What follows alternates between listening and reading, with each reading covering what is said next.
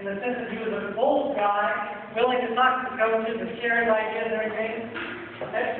But the other thing that was really neat about Jonah was he was also willing to listen to everything he had to tell him. Very teachable. So he was not only bold, but he was very teachable.